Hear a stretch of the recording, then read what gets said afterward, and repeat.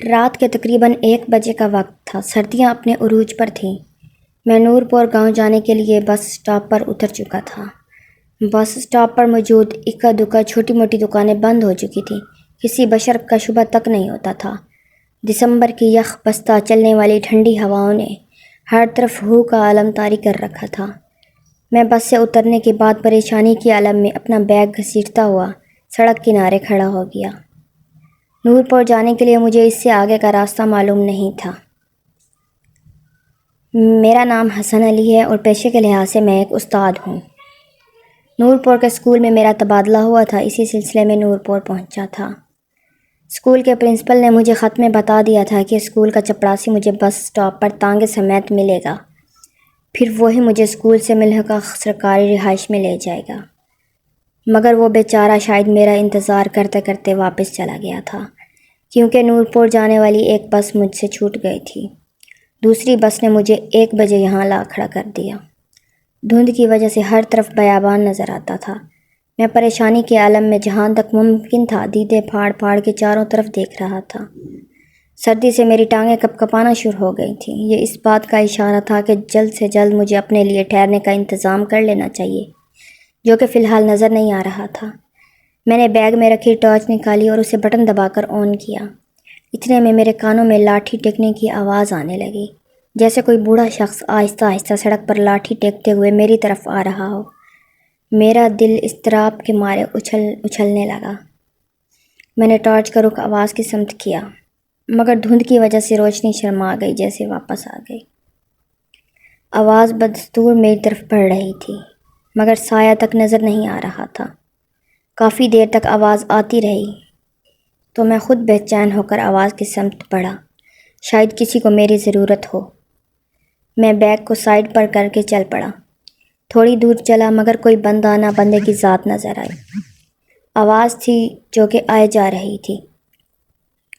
میں حیران ہو کر شاید کوئی واپس مڑ گیا ہو، تیز تیز قدم اٹھاتا ہوا آواز کے تعاقب میں دوڑ پڑا۔ دوڑتے دوڑتے میں یہ بھی بھول گیا کہ مجھے تو نورپور جانا تھا اور میں کس چیز کے چکر میں لگ گیا ہوں۔ تیش میں آ کر میں نے ہوا میں مکہ لہرایا اور پلٹ کر واپس چل پڑا۔ ابھی 2-3 قدم ہی اٹھائے ہوں گے کہ کسی نے میرے کندھے پر ہاتھ رکھا۔ سخت سردی میں میرا بدن کپ کپا رہا تھا، مگر وہ ہاتھ تو جیسے برف کی مانند تھا۔ پہلی بار خوف کے مارے میرے پورے بدن میں سنسنی پھیل گئی اور میں نے ڈرتے ہوئے اپنی گردن پیچھے موڑی۔ میرے سامنے ایک بوڑھا، جس نے سردی کی وجہ سے منہ لپیٹ رکھا تھا، کپ کپاتے ہاتھ سے لاٹھی تھامے ہوئے مجھے دیکھ رہا تھا۔ بوڑھے کو یوں سردی میں ٹھٹھرتا دیکھ کر میرا سارا غصہ کافور ہو گیا اور میں نے حیرت سے پوچھا، بابا جی آپ کہاں تھے؟ آپ کی لاٹھی کی آواز سن کر میں نے آپ کو بہت ڈھونڈا، مگر آپ نظر نہیں آئے۔ بیٹا میں چلتے چلتے تھک گیا تھا، ذرا دیر کے لیے بیٹھ گیا تھا۔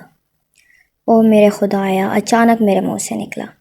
آواز کے پیچھے میں پاگل ہو کر دوڑ رہا تھا، شاید اس بے چینی میں میری نظر بیٹھے ہوئے بوڑھے پر نہ پڑی۔ میں نے دل ہی دل میں خود کو کوسا اور بوڑھے کا ہاتھ پکڑ کر پوچھا، آپ نے کہاں جانا ہے؟ بوڑھے نے سر اٹھا کر میری طرف دیکھا اور کہا، تم اس علاقے میں نئے آئے ہو شاید؟ میں بوڑھے کی نظر اور پہچان کا قائل ہو گیا۔ جی بابا جی، میں ابھی یہاں آیا ہوں، نورپور اسکول کا نیا استاد ہوں، شہر سے یہاں تبادلہ ہوا ہے۔ میں نے بوڑھے کے سوال کا جواب دیا۔ تو یہاں کیا کر رہے ہو؟ بوڑھے نے ذرا غصیلے لہجے میں کہا۔ ابھی بس سے اترا ہوں، نورپور کا راستہ معلوم نہیں، انتظار میں کھڑا تھا، کوئی آئے تو راستہ معلوم کروں۔ چلو آؤ میرے پیچھے، بوڑھے نے کہا اور وہ لاٹھی ٹیکتا ہوا بنا میری بات سنے چل پڑا۔ حیرت انگیز طور پر اس کے چلنے کی رفتار اچھی خاصی تھی، میں باوجود کوشش کے اس کے برابر نہیں چل پا رہا تھا۔ آہستہ آہستہ یہ فاصلہ بڑھنے لگا۔ اتنے میں ہم بس اسٹاپ پر پہنچ گئے۔ میں نے لپک کر اپنا سامان اٹھایا اور بوڑھے کے پیچھے چل پڑا۔ ایسے لگ رہا تھا میرے 1 قدم کے مقابلے میں وہ 3 قدم اٹھا رہا ہے۔ بھاگ بھاگ کر مجھے سانس چڑھ گیا تھا۔ میں نے آوازیں دے کر بوڑھے کے روکا بھی، مگر بوڑھا آہستہ آہستہ دھند میں غائب ہوتا جا رہا تھا۔ اس ساری بھاگ دوڑ میں مجھے تھکاوٹ کی وجہ سے پسینہ آ رہا تھا۔ بوڑھا سائے کی طرح مجھے نظر آ رہا تھا۔ میں نے تھک کر بیگ نیچے پھینکا اور بیٹھ کر ستانے لگا۔ اچانک سے پھر کسی نے میرے کندھے پر ہاتھ رکھا۔ میں نے اچھل کر دیکھا تو وہی بوڑھا کھڑا مجھے دیکھ رہا تھا۔ بابا جی آپ؟ میرے منہ سے بے ساختہ نکلا۔ اور میں دوسری طرف اس سائے کو بھی دیکھ رہا تھا جو ابھی تک مجھے نظر آ رہا تھا۔ پیاس لگی ہے، یہ پی لو۔ اس نے ایک بوتل مجھے تھما دی۔ میرا گلا خشک ہو رہا تھا۔ میں نے جلدی سے ڈھکن کھولا اور بوتل منہ سے لگا دی۔ پانی کا ذائقہ مجھے ذرا نمکین لگا اور گاڑھا بھی۔ میں نے بوتل منہ سے ہٹا کر ٹارچ کی روشنی میں دیکھا تو فوراً کہہ آ گئی۔ بوتل میں ایک خون تھا۔ میں نے کھانستے ہوئے زور لگا کر کہہ کی اور سارا خون باہر نکال دیا اور غصے سے بوڑھے کو دیکھا جو میری کیفیت دیکھ کر کہکے لگا رہا تھا اور ساتھ ہی اپنے چہرے سے لپیٹا ہوا کپڑا اتارنا شروع کر دیا۔ جیسے جیسے وہ کپڑا اتار رہا تھا وہ کپڑا خون آلود ہوتا جا رہا تھا۔ پورا کپڑا اس کے چہرے سے اتر چکا تھا۔ اس کی خوفناک شکل دیکھ کر میرے اوسان خطا ہو گئے۔ منہ پر صرف دانت تھے جن سے خون رس رہا تھا۔ اوپر نیچے کے دونوں ہونٹ غائب تھے، ناک کی جگہ بس گڑھے تھے۔ اوپر سے اس کی شیطانی ہنسی جو میری جان نکالے جا رہی تھی اور اس کے غلیظ چہرے کو اور بھیانک کر رہی تھی۔ میں نے جلدی سے بیگ چھوڑا اور ٹارچ ہاتھ میں لیے چیختا چلاتا سمت کا تعین کیے بغیر بھاگ پڑا۔ بس اتنا پتہ تھا جہاں بھاگا جا رہا ہوں وہاں وہ جگہ جھاڑیوں سے اٹی پڑی تھی۔ کانٹے دار جھاڑیاں میری ٹانگوں کو لگ لگ کر زخمی کر رہی تھی۔ پتہ نہیں کتنا بھاگا۔ جب ٹانگوں میں بھاگنے کی سکت ختم ہو گئی تو کسی چیز سے ٹھوکر کھا کر گر پڑا اور کسی گڑھے نما چیز میں جا گرا اور سانس روک کر بے سدھ ہو گیا، جیسے بلی کو دیکھ کر کبوتر ہو جاتا ہے۔ جب سے بھاگا تھا تب سے وہ شیطانی بلا نظر نہیں آئی تھی۔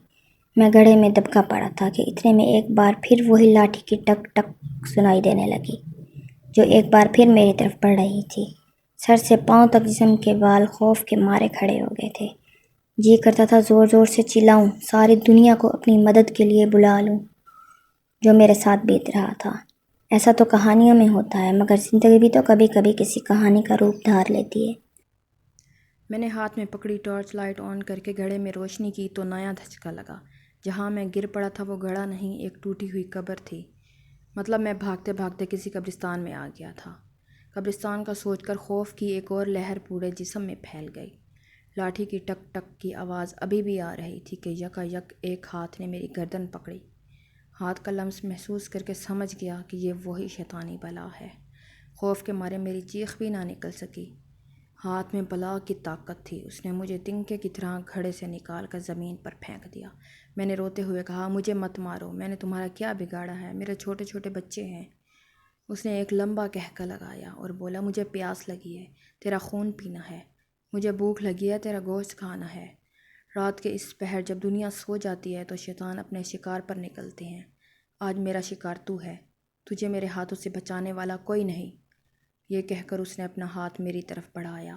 وہ مجھ سے کافی دور کھڑا تھا مگر اس کا ہاتھ لمبا ہوتا ہوتا میری گردن پر پہنچ چکا تھا۔